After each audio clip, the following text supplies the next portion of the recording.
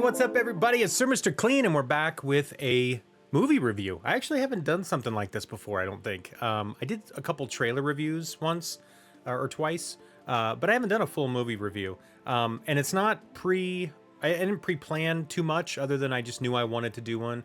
And I made this this cool graphic with my face on it instead of Wolverine's. I thought that was fun. I like doing that. I like putting myself into some of these like posters and stuff. I've done it before with like God of War and Star Wars. What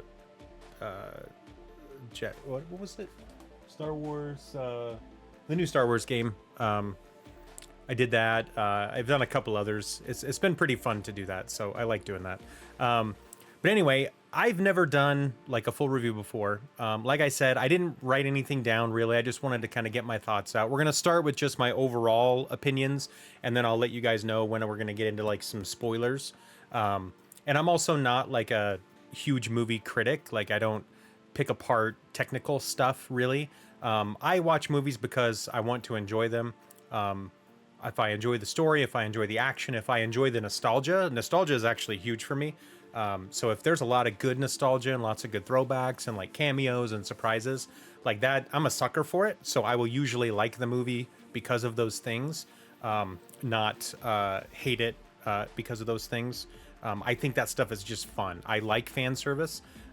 Sometimes they can go too far, and if there isn't any other substance, then it takes away. It can take away from the movie. But for the most part, I like most of the things I watch. Like, I typically don't go to a movie if I know I'm not going to like it. So if I see a movie, chances are I probably like it. It's kind of like with video games. Like, most of the time, I play games that I know I'm going to like. It's pretty rare that I'll play a game that I like have no idea if I'm going to like it. If I've never heard of a game or the gameplay or anything, seen the gameplay, like, I will go to Twitch and watch somebody play it to see if I like it before I buy it. I don't have a complete, expendable income, so I have to be particular on the media that I ingest. I do probably buy a lot more games than the average gamer. Like most of us who play games, we have a huge backlog. I also buy movies that I really, really enjoy and I know I'm going to like. And I'm a collector, so I also collect movies. Physical copies of things. I really like that.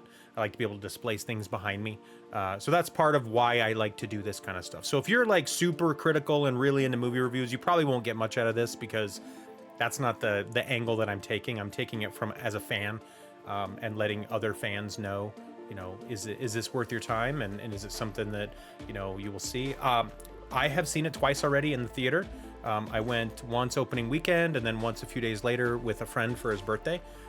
So I've seen it twice, and both times was an awesome experience. Let's just get right into what I thought, right? Overall, I really love this movie. I thought it was super fun. There were awesome surprises. The action was incredible. The fights between Deadpool and Wolverine were really fun. They were funny. They were gritty. They were bloody. They were full of sarcasm and jokes and swear words and everything. This is a definitely a hard R movie, as if you've seen the other Deadpools, you will know that. But yeah, it was super fun. I absolutely recommend that anybody who's on the fence, if you like Marvel, if you like these characters in their other incarnations, or earlier Deadpool movies or the other Wolverine movies, or X-Men movies, I would suggest that you absolutely see it. As far as like prerequisites to see this movie, you don't need a ton because they play pretty lightly on a lot of stuff. Obviously, they reference Deadpool 2, they reference Loki, they reference Logan. They reference a few movies that precede and TV shows that preceded this, but you definitely don't need to know it. They kind of give you a presentation that doesn't require that you see this stuff. So if you are fans of just the actors in general and you wanted to see them team up, and you haven't caught up on everything Marvel, I think that's okay. I think you'll still have a lot of fun with this movie. Let's dive into a little bit more detail on what I really liked, and this is going to get into spoiler territory. So if you've been trying to avoid spoilers, you haven't seen the movie yet, don't listen any further. But chances are most of you have, or have probably already been spoiled because it's all over the place now. But we're going to dive into it in 3, 2, 1. All right, we are now in full spoiler territory. So Couple of things that I wanted to say right off the bat. The cameos in this movie, there are plenty of them, and most of them were extremely exciting and surprising. I had heard the rumors about Jennifer Garner reprising her role as Elektra, so I kind of expected that. But really, outside of that, I did not expect anything other than the people that you already saw in the trailers, right? Things that were already kind of exposed. I also figured Daphne Keane was going to be in it before she was revealed in that final trailer. I figured she would be in it. But outside of that, like I had no major expectations on who we'd see, right? So to start off, there were two huge reveals for me, or maybe three. There were two huge cameos that I did not expect at all. I will say there was three. So the first one was Chris Evans coming back as not Captain America, but as Johnny Storm. When he turned around and said, "Flame on," instead of Avengers Assemble, like Deadpool thought he was going to say, I screamed. It was awesome. The way they teed it up was awesome. You didn't know who he was. He had some blue on him, so you thought, okay, maybe he's in his Cap suit. But no, it was the Fantastic Four suit. And when he said "flame on," it was pretty fantastic. So everything about that was amazing. I love that. The second one was when Blade walked through the door. Wesley Snipes' Blade, which was freaking awesome. We haven't seen him in the official MCU before. He was a Fox carryover. It was badass and awesome, and I thought it was great timing. I went nuts. The theater went nuts. Like it was awesome. Then the next one was Channing Tatum's Gambit.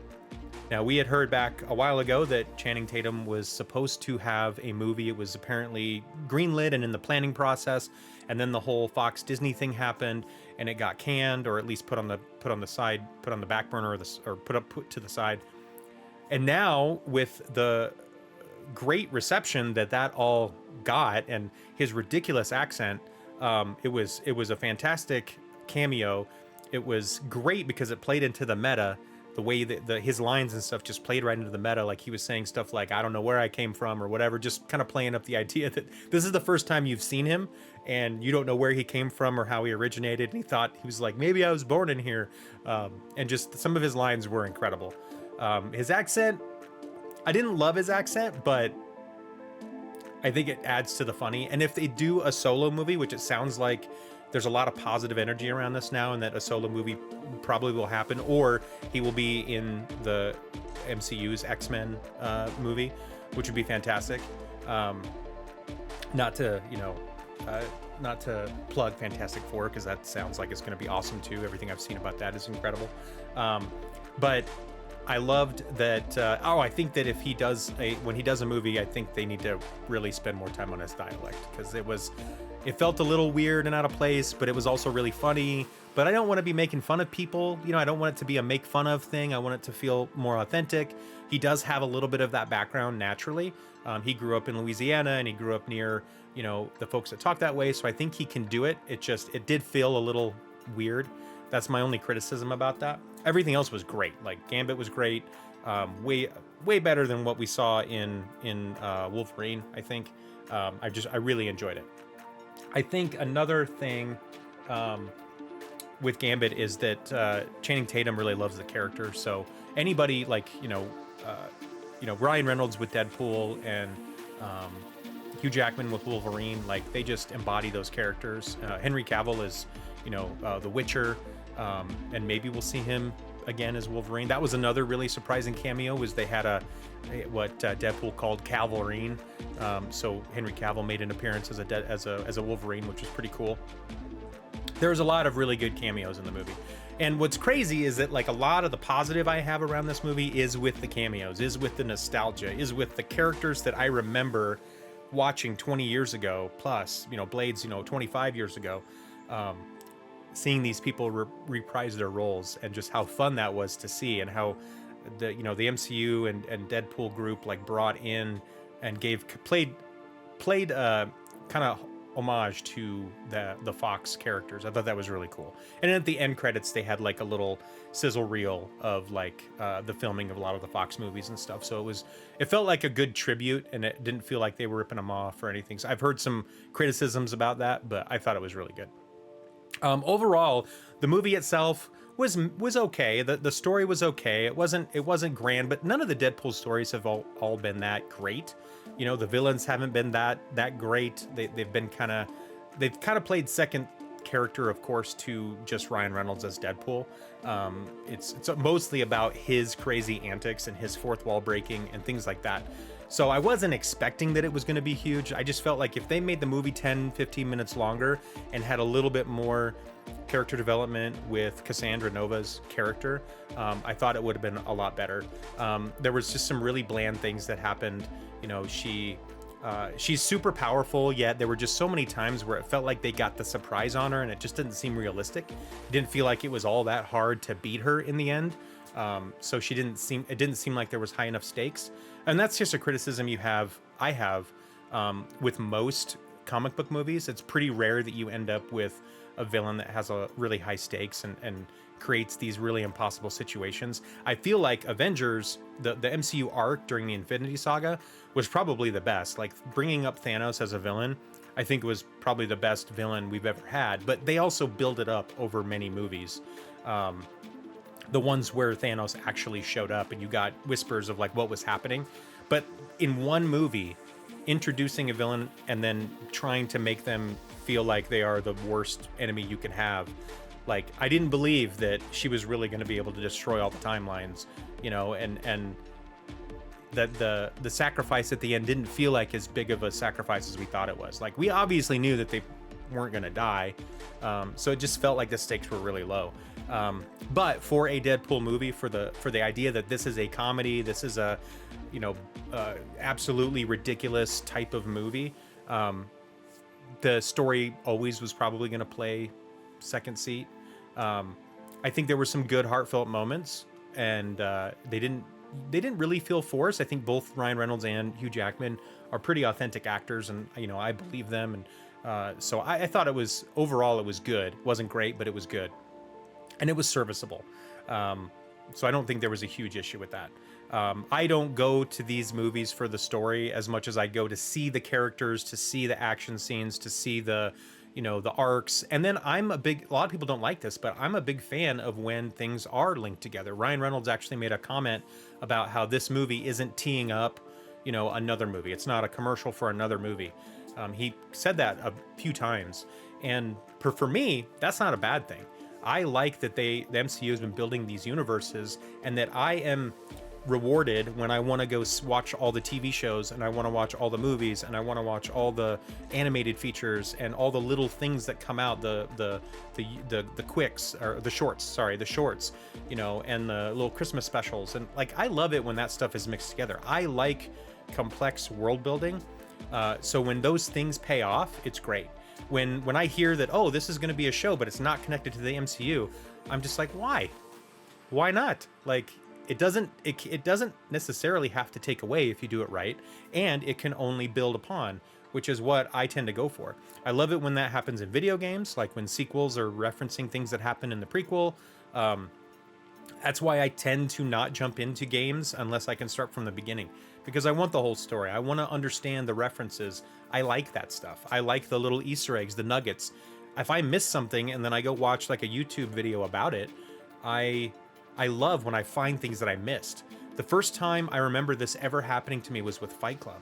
I saw Fight Club, I loved it, and then I went and saw it again in the theater, and then I noticed the little slices of Brad Pitt, like Tyler Durden, like throughout the movie, and I was blown away. I was like, whoa, I did not, and this is before, you know, everything was spoiled on the internet, like the night of the release, right? This is back, you know, this is 25 years ago or whatever. This was like 90, 98, 99, something like that. And that was huge. Like, and I love that stuff. I love that if I can pay attention well enough, or if I watch a movie a couple times, I'll get something more out of it. I like that kind of stuff. So I don't think that necessarily takes away from movies, like making it so that it's teeing up another movie, or it's, you know, rewarding the people that have been in the universe for a long time. I like that. As far as the the ending, I thought it was really good. I love that it sounds like, you know, Hugh Jackman is officially in the universe, and hopefully we'll see him again. It sounds like we might see him in, you know, Secret Wars or in Doomsday. So I love that there's potential for him to be there. I love that we've opened the door for other Wolverines to come in. I'm very excited about that.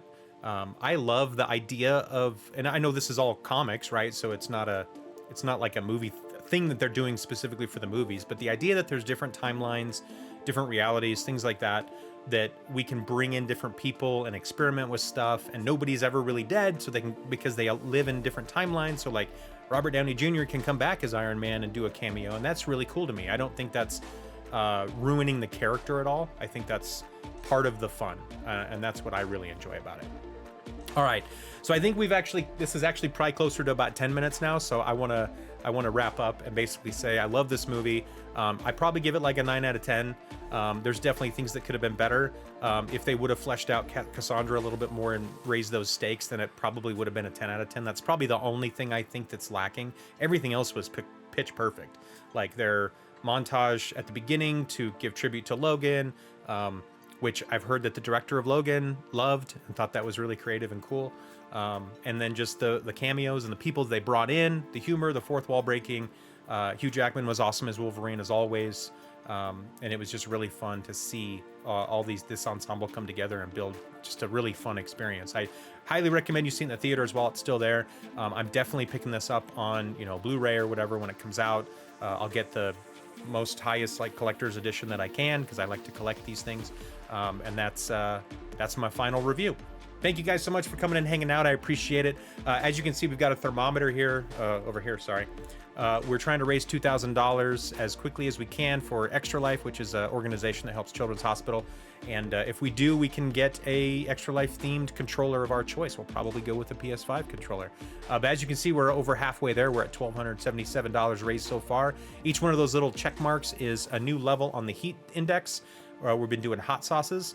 So I've got one hot sauce to do, and I'm almost to the next one. I got to do number 7, and then soon here number 8. Once we hit, I think 1280. I think we're like $3 away.